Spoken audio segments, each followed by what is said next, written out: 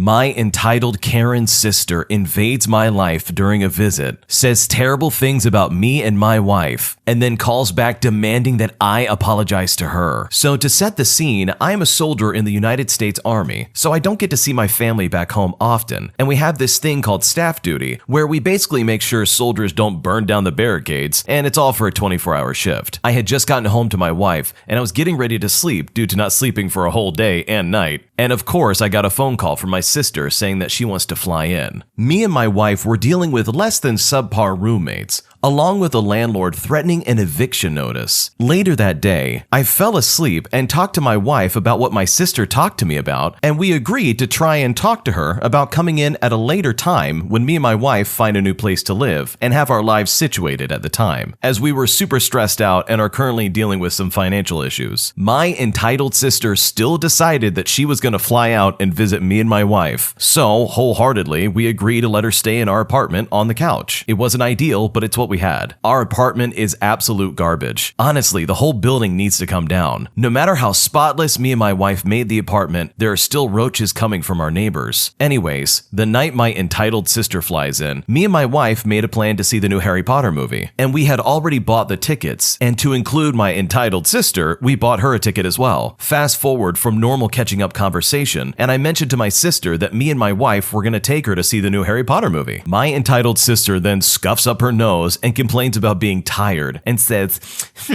I don't like Harry Potter anyways, and I don't want to go. I want to take a nap. Reluctantly, we run her to our apartment and let her take a nap. The time zone is weird where we lived compared to everywhere else, so me and my wife understood that she was probably just jet lagged. We lay out the air mattress we keep for guests and brought out pillows and blankets, and me and my wife enjoyed our date night as follows. The next morning, my entitled sister wakes up at 6 in the morning and knocks on our bedroom door. I immediately wake up suddenly and put on a pair of shorts and ask if everything's all right. My entitled sister then proceeds to try and rush me to get dressed because she had so many plans that she had not discussed with me or my wife. Keep in mind also, it's been 4 years since I've seen my sister, so my wife wanted me and her to hang out while she packs more for moving out. I told my sister I just worked a 24-hour shift recently and that I hadn't slept much due to packing and trying to move. At first she's calm and even says sorry and lets me sleep. However, once I'm awake, I'm fully awake, like for the entire day. So I shower, shave, and put on some comfy clothes to show my sister around the army base and also take care of an errand and let her look at the surrounding bases. We even went out and got something to eat, and at least she paid for her own meal. Around noon, I told my sister I needed to go home for a few hours to take a nap and help my wife pack. And in all honesty, God bless that beautiful woman, because I work a lot and she's done so much in the apartment. My entitled sister immediately gets upset. She says,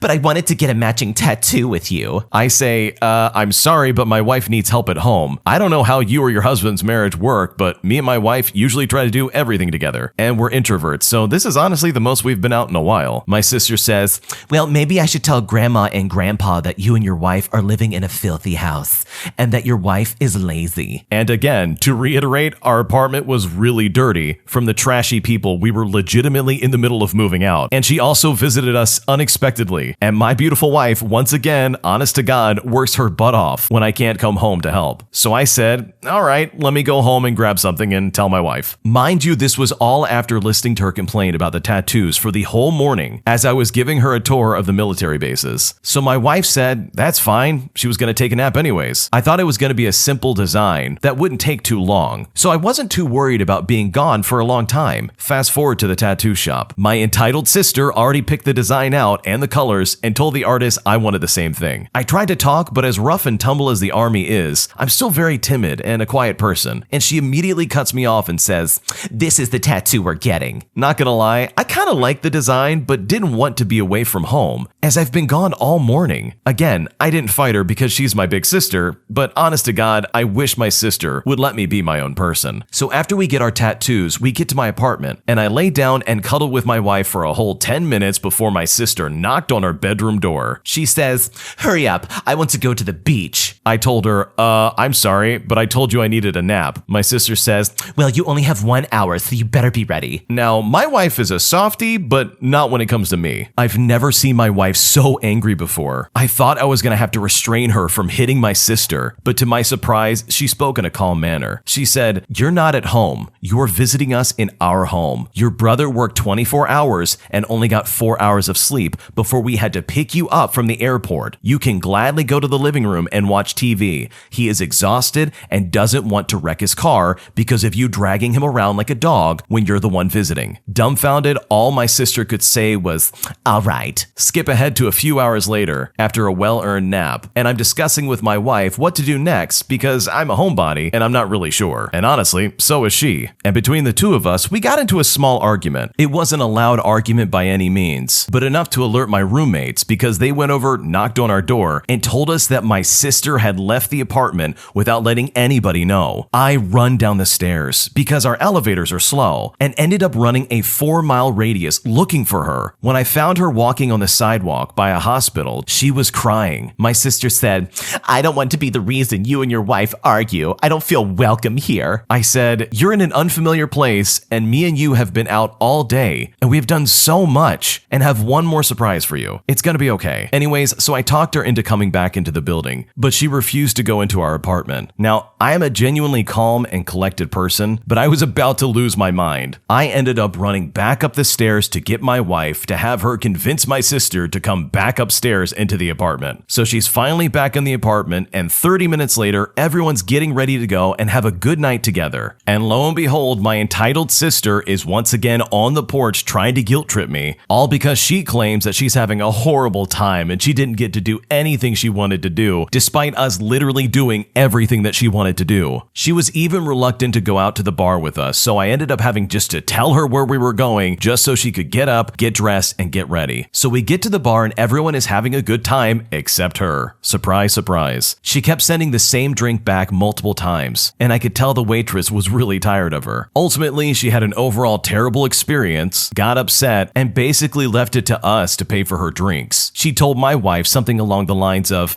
"Since I'm a guest of yours, I shouldn't have to pay for my drinks." And to add insult to injury, while we were at the bar, our car ended up getting towed. My wife wasn't sure where to put it, so we basically lost our car. As a result of us not having our car, my entitled sister just took an Uber to the airport and took an early flight to go home. We even offered to get the car and still take her to the airport if she really wanted to leave now. After that whole fiasco, I haven't heard from my entitled sister in a very long time. That is until roughly 4 days ago. It was silly of me, but I asked for marriage advice on Facebook. I was expressing my feelings towards multiple things going on in my life, and I just needed to vent. Not only did my entitled sister blast my business on social media, she then proceeds to say a lot of rotten things about my wife and me, and ends up threatening my wife along with her baby sister-in-law and a few of my family from my wife's side. As a result of that, I ended up blocking her, and I explained the reason I was blocking her was because of the terrible things she said. My wife ended up following suit, and I was honestly hoping that would be the last thing I would hear from my sister. But we don't get off that easy because my sister still wasn't done. Fast forward to today, and guess what? I have staff duty again. I get a text from my brother-in-law asking if I can talk to him on the phone. I agreed, and I was greeted by none other than my entitled sister. She says, "I'm sorry for calling your wife all those nasty things online, and I didn't threaten anyone or say anything in those screenshots." Yeah, I screenshot everything she said and sent it to my wife, and yes, she did. "You came to me with your silly little issues, and now you have to apologize for ruining my trip and for not taking me to the airport and the emotional stress that has caused my family." And at that point, I cut her off and told her to call when she was ready for a real apology. This lady is crazy, and this guy in this story and his wife have way more patience than I would have. To think that a family member would probably travel overseas to see you on your military base after having a busy schedule and then to act like this is absolutely insane to me. When you're at someone's house, you are their guest and you are beholden to their rules. And if you can't act right, then you probably shouldn't show up at all. An entitled mother's demon spawn of a child gets beaten up over hurting an animal. This happened many years ago when I was 11 or 12. Back Back then, I had a whole gang of friends in the neighborhood. Not a literal gang, just an active group of friends. We would all play outside whenever we could. Most of the members were slightly younger than me, but the younger sister of one of my friends was also present, which we were fine with, and we all considered her a younger sister, as we had all been playing together outside for most of our lives. This younger sister also had a cat. There was also a child about the same age as me who we used to play with, but didn't anymore, as he was very short-tempered in general. He started fights a lot, and he threatened us with his air rifle, and had a really big jerk of a mother who would always stick up for him. He still lived in the same neighborhood as us as well, and also knew what time we would go outside to play. Everything started off when my entire group of friends and I decided to go to a nearby park, which was about a 10-minute walk away. We were aware of the fact that the entitled brat who had anger management problems was also there with his mother, but we just resolved to keep our distance and not let him provoke us. When we were almost at the park, we could hear a faint bang sound, but thought nothing of it. We had just climbed up the steps to the park, and we saw something that would absolutely horrify all of us. The entitled brat had my friend's younger sister's cat in its kennel. He had set it down about 20 feet away from him. He was taking pot shots at the kennel with his air rifle. And what was the mother doing, you ask? She was sitting about 40 feet away, in full view of us, on her phone, not even raising her head. Given the title, I think what happens next is pretty self-explanatory. Before I get to it though, I want to clarify that this entitled brat was relatively big for his age, and weighed, I would guess, about 100 pounds or so. However, I studied judo, which is a martial art, and had a blue belt, so I knew I could take him on. I immediately rushed him and didn't want to try and fight him while he had his air rifle, so I disarmed him and threw the rifle to the side. I then threw him down. He, being the entitled brat that he was, started screaming for his mother while I had him in one of the least dangerous holds in judo. The mother, unsurprisingly, sprang towards me and started screaming like crazy. I pulled the entitled brat to his feet and he said, Okay,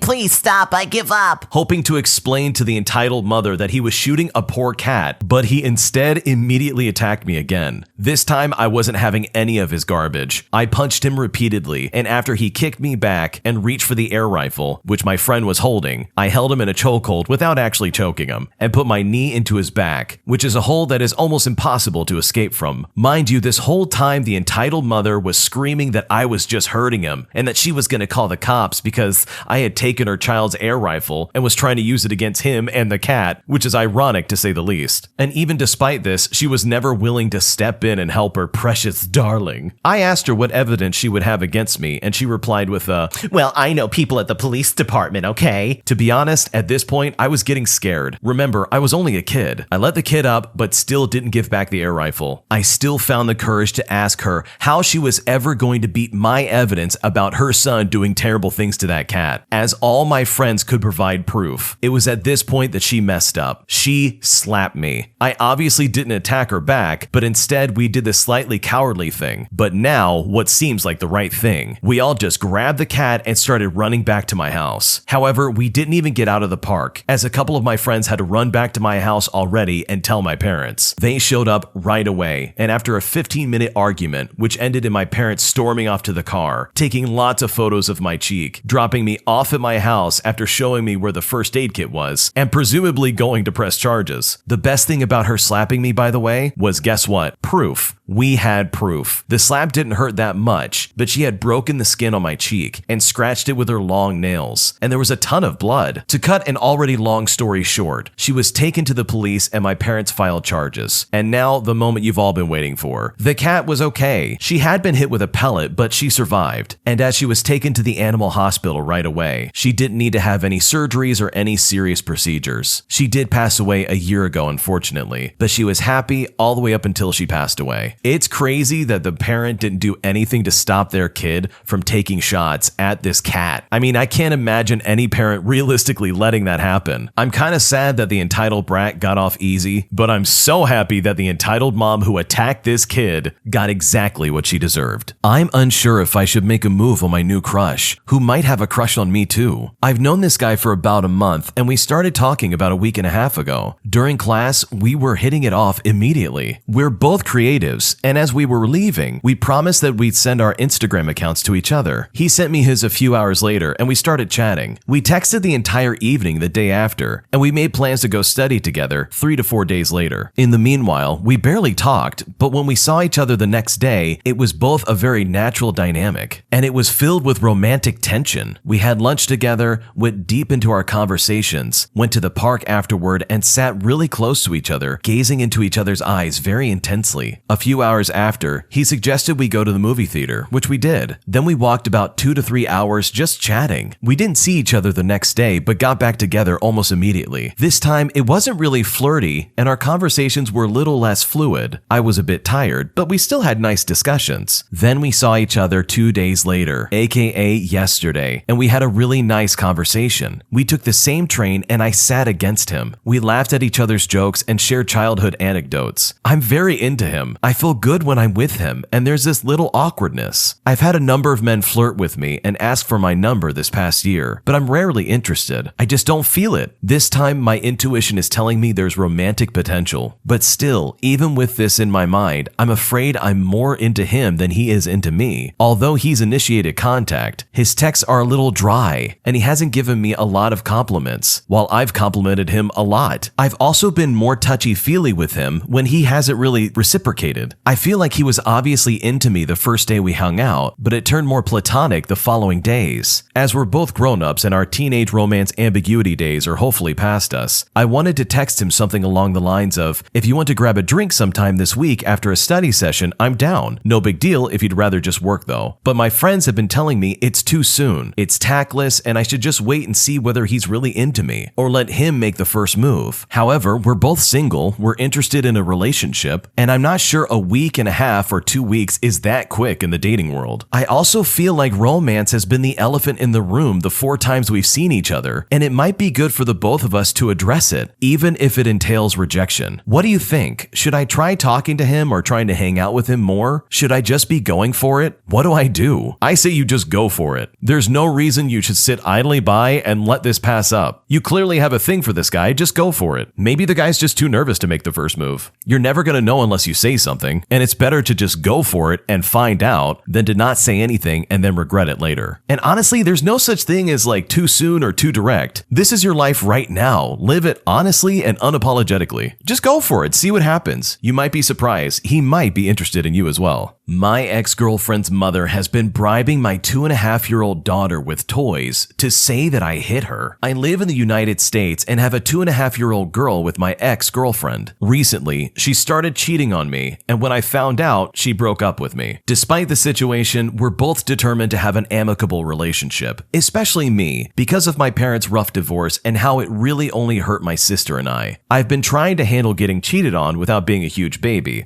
with occasional success, and we've been steadily building communication between us. The complicating factor is my ex's mother, who has always hated me and has been trying to bribe my daughter to say things like, "Daddy hurt me" and "Daddy slapped me." The first time it happened, my ex's mother texted my ex saying basically that my daughter said that Daddy hurt me while she was babysitting her. When my ex returned home, our daughter would not repeat the phrase and acted strange. The next night, she stayed with me, and as I was changing her diaper, she said to me, "Daddy hurt me." I said, "Did Daddy actually hurt you?" And she said, "No." And then I asked her, "Did someone ask you to say Daddy hurt you?" And she nodded twice and says, "Yes, nanny, toys. 2 toys. My jaw hit the floor. I suspected she had tried to make our daughter say that, but I never expected her to try and bribe my daughter to say it. So I tell my ex exactly what's going on, and she agrees that this is a big deal and that she'll talk to her mom. Her mom pulls the same thing again 2 days ago, this time trying to get my daughter to say Daddy slapped me. Once again, she wouldn't say it, and when I asked her about it, she immediately said that Nanny had asked her to say it in exchange for toys. My ex says she's taking this seriously, but her mother is a domineering narcissist, and I feel like she won't stand a chance against her mother's defensive response and powers of deflection. My question is, do I need a lawyer like yesterday, as one of my friends put it? What should I do? This is an insane story, but to answer the guy's question, yes, you need a lawyer like right now. This is not normal behavior. I would also personally take the daughter to the doctor and make sure they're not hurt or something. Like, what is wrong with this ex-girlfriend's mother? You don't do that to somebody's kid. When it comes to somebody else's kid, you don't mess with them. You listen to the parents. And the fact that she was trying to bribe the kid into saying terrible things just to supposedly, I don't know, make the guy lose custody of his child is absolutely crazy to me. There's something wrong with that mother. I hope they're able to find some kind of resolution to this and that a lawyer gets involved and puts this mother in their place. I can also say that it's really nice to see that this man and his ex are working together to protect their daughter and that neither of them are taking the side of the mom, because this is not normal behavior and she has no business being around that kid. My girlfriend admitted that she likes another guy after I checked her phone and found out. Okay, so this is how it happened. It's something hard for me to try and comprehend that my girlfriend of 10 months, and also after living together for 3 months, is interested and infatuated with another guy at her workplace. And I found out mistakenly when I saw her phone and saw a chat on Instagram from a guy with just a text that said,